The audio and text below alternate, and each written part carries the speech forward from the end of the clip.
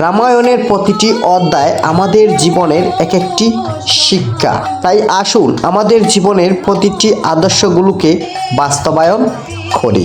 আয়োজন করা হয়েছে রামনবমী। আগামীকাল সেই অনুষ্ঠান শুরু হবে। আজকে এখানে অধিবাস চলতেছে রামনবমী উপলক্ষে। পবিত্র রামনবমীর শুভেচ্ছা।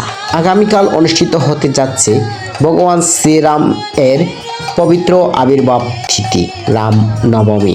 এই শুভ দিনে ভক্তরা স্মরণ করে ধর্ম, ন্যায় ও আদর্শের প্রতীক শ্রীরামের জীবন ও শিক্ষা। রামনবমীর শুধু একটি ধর্মীয় উৎসব নয়, এটি সত্য, ন্যায়, ধৈর্য ও আদর্শ জীবনের অনুপ্রেরণা। রামায়ণে বর্ণিত শ্রীরামের জীবন আমাদের শেখায় অন্যায়ের বিরুদ্ধে দৃঢ় থাকা, এর প্রতি অবিচল থাকা, মানবতার সেবা করা।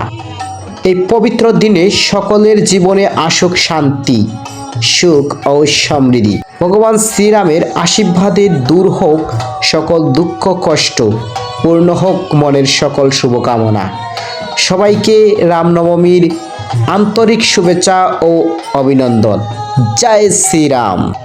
আর এই বছর অনুষ্ঠানটি হচ্ছে সিলেটের মণিপুরি রাজবাড়ি, যেখানে প্রতি বছর বিভিন্ন ধরনের পূজা পার্বণ হয়ে থাকে। এবারও এখানে বিশাল বড়ভাবে এখানে যুব সমাজরা মিলে যে এইটা সংঘ রয়েছে, তারা সবাই মিলে এবারের রামনবমীর এই মহা উৎসবটি পালন করেছে।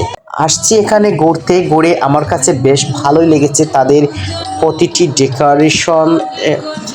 প্রতিটি ডেকোরেশন এবং চারিদিকের যে সুন্দর পরিবেশ তৈরি করেছে। আসলে বিভিন্ন জায়গা থেকে যে ভক্তরা আসবে,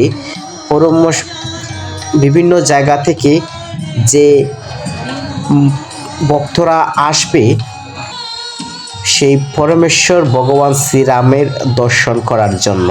আর এই তিথিতে ভগবান শ্রীরামচন্দ্র একটি পূজা করেছিলেন, আর সেই পূজাকে কেন্দ্র করে সেই নবমীতে এই পূজাটা করা হয়। আর সেই পূজাটাকে নাম দেওয়া হয়েছে শ্রীরামনবমী।